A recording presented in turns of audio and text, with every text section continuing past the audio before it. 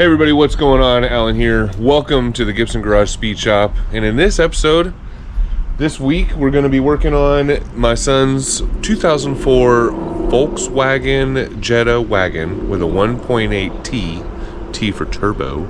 Yeah, it's a little guy, okay? But, I mean, turbo, have you ever heard the saying, any turbo is good turbo? So, you know, it's not a big deal. So he's got some engine codes on here, and for a while we've been battling random misfire, and you know, all the way across all four cylinders. Ever since we had to take the intake manifold off for something. What did we have to take the intake manifold off for the first time? Started all this, and then it was to replace the breather. Big tubing that's directly underneath it is the oil filter housing breather tube assembly. And ever since we put it back together, it had misfire codes. So I've been chasing our tails around trying to fix everything underneath there. We found bad check valves, leaking check valves, broken hoses, and still, you know, just fighting it. Still getting the misfire codes. But now, the other day, it started running a little worse, kind of like he blew a hose off. And then you get that really big vacuum leak, and it sounds like it's cammed. But we can't find one, and we look up the codes again, and now he's got oxygen sensor code on bank 1. Long story short, we're replacing the oxygen sensors, both of them. Then, how much you want to bet it's going to say replace the cat? All right, here's what we're going with. We went with Bosch, which should be, made in Germany. It's OE equipment. And for the upstream, it's wideband. You got the 17351. And you have 6 wires there, 2x3 configuration. And for the downstream, it's the 16978. And you got 4 wires, 1x4 configuration. Now, according to the directions, because it came with this plug, and the last time I ignored this plug and said, oh, it's probably just for in cases, I was wrong. So I got AJ under there now. You got to find out if you've got like that notch or not, and then I guess, you know, use the pieces to make it work again. All right, so under the passenger side, just to the side of the cat, a little box you got to take off to get to the connectors. Well, how do they just slide out? Yeah.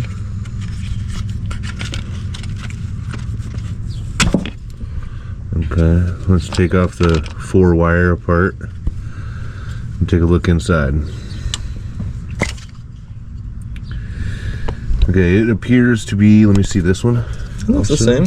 It does appear to be exactly the same. So we do not have the funky notches to worry about. Yay! And that's right there, isn't it? Like just after the cat? It's right here. Oh, it's up there? Yeah. Yeah, see if you can... I can see it. Yep, it's right there. Okay. Oh, I see it. Yep. There's the 2 of them. And then where's the other one?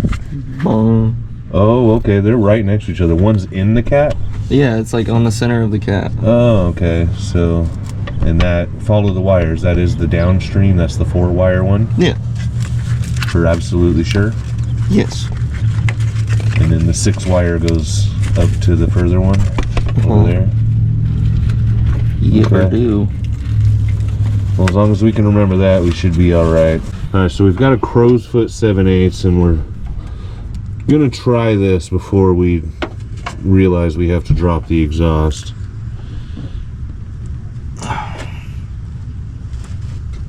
I don't think this is gonna work.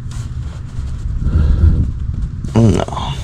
Alright, let me see if I can get a different angle on it.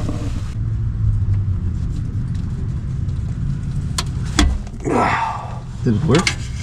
No, I think it skipped. Yeah, I think I might have rounded it off a little, so it doesn't want to, it's not nearly as tight as it was before. The angle is so bad. And you can't go any more that way. Hey, AJ! I did get it loose. Oh. Yeah, that's fine, but I'm gonna do it anyway. What do you know? That crow's foot worked. No. First time I used that 7/8 on a oxygen sensor. Yeah, I think we should move the exhaust down because that sucks. Yeah. One oxygen sensor out.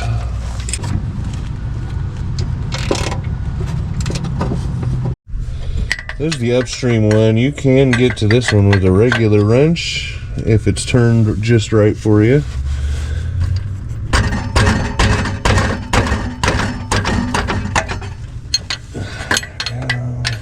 A little flip wrench action. And we will get this one off as well. Flip wrench action.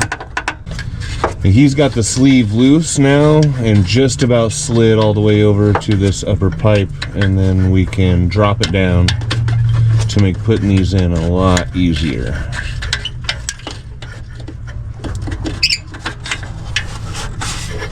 GoPro capture. I'm not sure what happened, how much of that I recorded or didn't record, but he's got the pipe down and there's resting on the cross member here, so, and it's not putting any real stress on the flex pipe, so we're doing just fine. We got plenty of arm hand room to scoot this over, tighten that up. Same with the other one. GoPro capture. Doesn't always work. All right, you just popped the dust cover off the oxygen sensor. You want to be careful. Don't get that anti-seize on anything. Don't let it touch the element there. Careful not to bump these around or toss them around in the car after you buy them.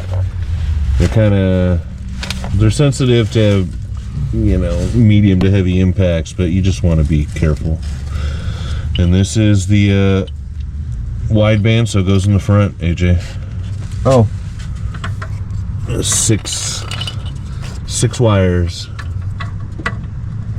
And this one is a little bit longer than the factory for whatever reason, and it did tell us we should zip tie them up, and they included those zip ties. So you just need to let the cord kind of spin with it as it goes in, which is fine. Won't be a problem. There we go. And it's got that crush washer. We'll need to Crush that. Yeah, probably another half turn after, at least a half turn after you get it seated. Okay. Does it look crushed enough? More. Flatter than a penny? I'll give it one more then. There we go. That's definitely not leaking. Yeah, that's good. All right, now we can put the other one in. My nipple hurts. It's pulling my nipple. Ow, my nipples! Where's Feel tracks. It's over here. All right, careful with the gooey stuff. Don't touch nothing now. Yeah, I'll turn into the Silver Surfer.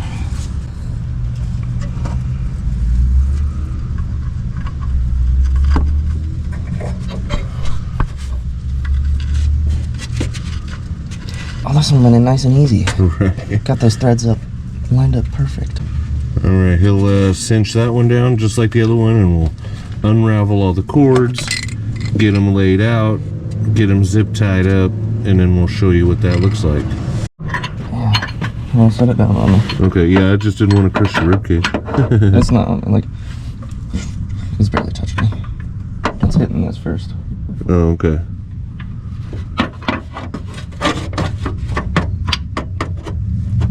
All right, with those in, we're putting in all the clips. There we go. Yeah, this thing's got a lot of extra length.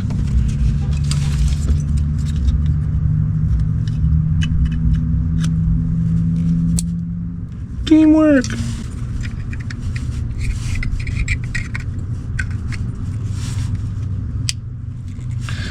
Hang on. One person at a time. One in, that's this side.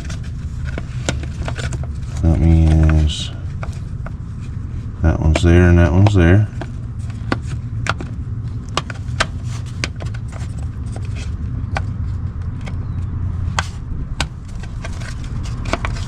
Two out. That's those. Ooh, sorry, GoPro. Get your catch any of that, or was my big ol' arm in the way?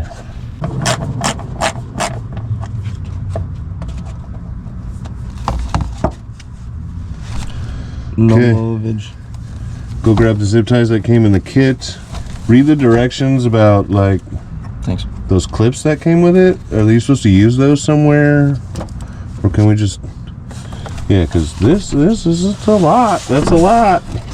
So give yourself a bunch of slack up there, but not too much that it droops back down and touches. That will take up some of this stuff, you know. Okay. Since we got enough slack, we can lift the pipe up and there we go.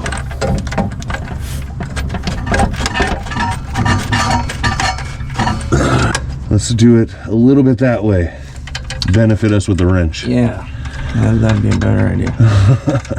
Now, I want to see these gaps closed up. Yeah, they were closed up. Okay. Alright, so it says that these pieces should actually attach right near the oxygen sensor. Up there above the pipe somewhere, there should be places for these things to go in the body somewhere. Trans tunnel, or what would be a trans tunnel if it was a rear-wheel drive. It's now the exhaust tunnel. So they gave you one that slides over a stud we used way back here on the heat shielding stud. It won't fit on these bigger ones.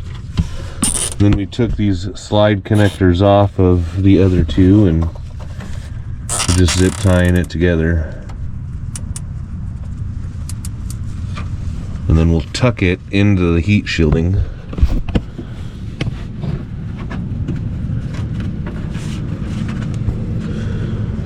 And if it falls out, then we'll drill another hole later eventually in the heat shielding and put a zip tie through the heat shielding. But for now, It shouldn't actually fall out now. We've just bent the middle. Yeah, right? We just crimped it. Yeah, so clip off these guys and I guess we live with this. No, to put on the heat shield. Oh yeah, the heat shielding. Like this. Make sure we keep that on there because that cat gets hot. Yeah, it does. And you don't want to cook your brand new wires. Oh, sorry, GoPro. And it should just slide around and then button back together if you still have yours. One.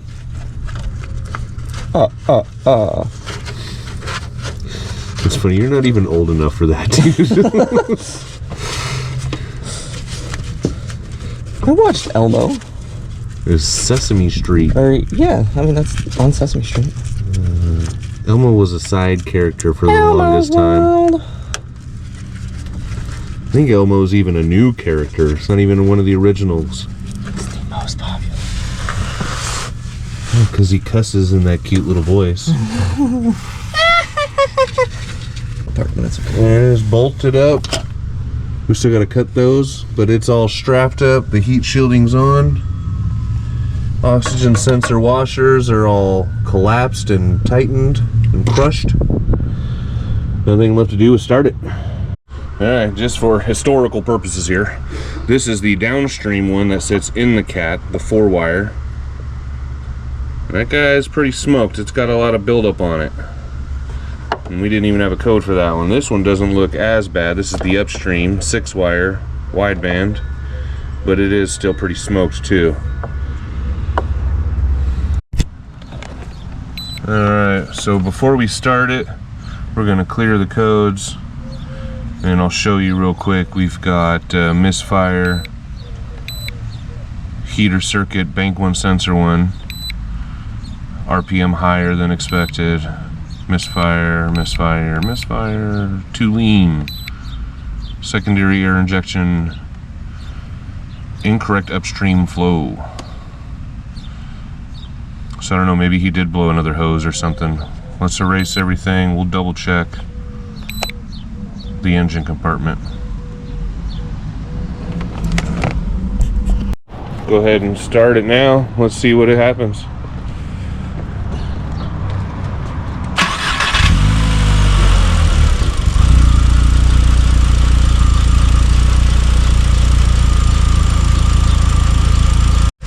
Well, it's been a couple minutes, so it's probably time to just go drive it now for the computer and wait for the lights to come back on, because I know they will. But that's gonna do it, guys. Stay in touch with my Instagram and my TikTok and Facebook, all under Gibson Garage, and there'll be daily updates on everything I do. YouTube only comes out once a week, so you want to know if the codes come back on, go subscribe and follow those, pretty please. And until next time, peace.